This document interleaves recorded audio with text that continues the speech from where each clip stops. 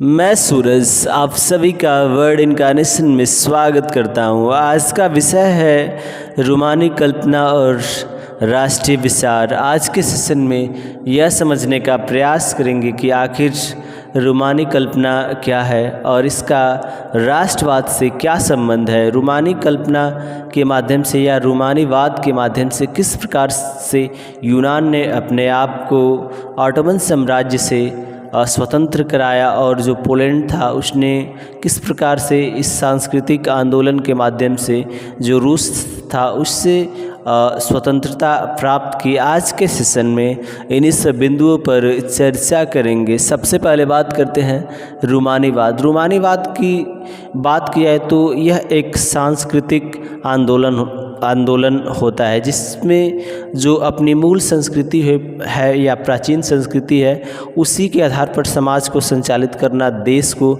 संचालित करना और अपनी जो संस्कृति है उसके साथ किसी भी प्रकार का समझौता ना करना और अपने जो प्राचीन संस्कार या संस्कृति है उसके प्रति आदर रखना ही रूमानीवाद कहलाता है।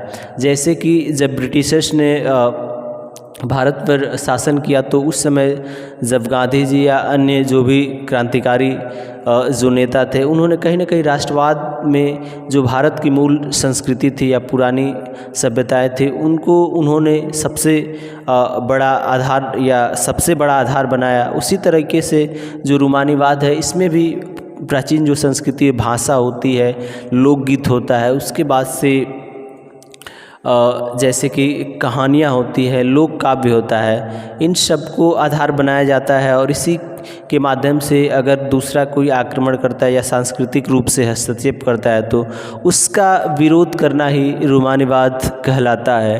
अब बात करते हैं भाषा की बात की जाए तो ये भी रूमानीवाद के अंतर्गत ही आता है और तमाम तरीके की क्रांतियाँ हुई है विश्व में जिसमें भाषा प्रमुख रहा है। जैसे कि श्रीलंका में जो विद्रोह हुआ आपसी, उसमें भाषा का बहुत ही बड़ा रोल रहा, जिसमें सिंगली और जैसे बौद्धिस्ट और तमिल इन दोनों की भाषा अलग थी और इसके चलते वहाँ एक बहुत ही बड़ा गृह युद्ध हुआ था। तो इसलिए कहीं ना कहीं राष्ट्रवाद में भाषा का भी अपना महत्वपूर्ण रोल होता है। अब बात करते हैं 1831 का पोलिश विद्रोह। 1831 की बात की जाए तो इससे पहले जो पोलैंड था उस पर कहीं ना कहीं जो रशिया था उसका आधिपत्य था, लेकिन पोलैंड के लोग यह नहीं चाहते थे कि जो रशियन लैंग्वेज है उसको बोला जाए या पोलैंड की जो संस्कृति है उसको छोड़कर रशियन संस्कृति को फॉलो किया जाए। इसके लिए उन्हें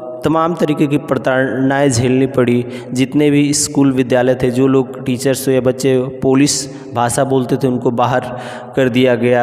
यानी कि सांस्कृतिक रूप से इस रशिया चाहता था कि पोलैंड के जो भी लोग हैं उन पर अपनी संस्कृति थोपी जाए, मगर एक पोलिश भाषा ही ऐसी थी जिसके माध्यम से वे अपने अंदर राष्ट्रवाद की भावना जागृत किए रहे पोलैंड के लोगों ने और अंततः उन्होंने कई बार विद्रोह किया और जिसमें सबसे बड़ा विद्रोह 1831 में उन्होंने रशिया के खिलाफ किया। इस विद्रोह को बेशक रशिया ने दबा दिया सैन्य बलों के दम पर, मगर आगे चलकर पोलिश भाषा इनकी राष्ट्रवाद का सबसे बड़ा आधार बना पोलैंड वासियों के लिए और आगे चलकर अपने आप को रशिया से मुक्त कराया। धन्यवाद।